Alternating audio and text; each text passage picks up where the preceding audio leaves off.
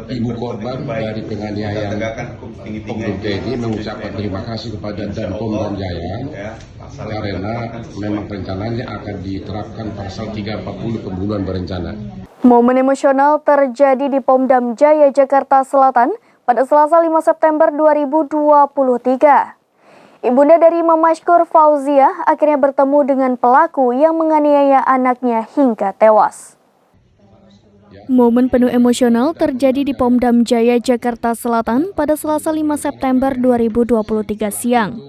Ibu Fauziah, ibunda Imam Mashkur warga Biren, korban penganiayaan hingga tewas diduga dilakukan oknum Pas Pampres, bertemu dengan pelaku. Permintaan ibunda Imam Mashkur untuk bertemu dengan pelaku disampaikan dalam pertemuan dirinya dengan Pomdam Jaya yang difasilitasi oleh Hotman Paris selaku kuasa hukum korban. Permintaan Imam Mashkur dikabulkan dan Pomdam Jaya, Kolonel CPM Irsyad Hamdi B. Anwar. Pertemuan ibunda Imam Mashkur dengan pelaku ikut didampingi Yuni Maulida yang merupakan tunangan Imam Mashkur, Haji Uma, Fadlullah Dekfat, Hotman Paris dan tim advokat Hotman Paris mewakili Aceh. Luapan emosi ibunda dan Yuni Maulida tak terbendung ketika berbicara dengan pelaku. Ibunda Imam Mashkur melanjutkan cerita bahwa pelaku hanya menundukkan kepala dan meminta maaf kepada dirinya sambil mengucap kata menyesal.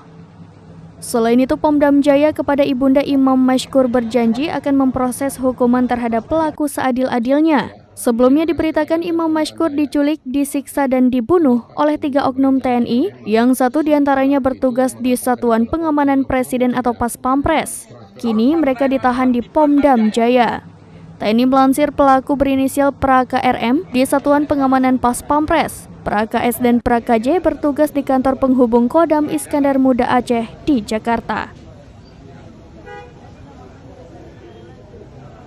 Demikian informasi terkini Syedara Lun. Saksikan terus berita lainnya di kanal YouTube Serambi News, website dan Facebook serambinews.com.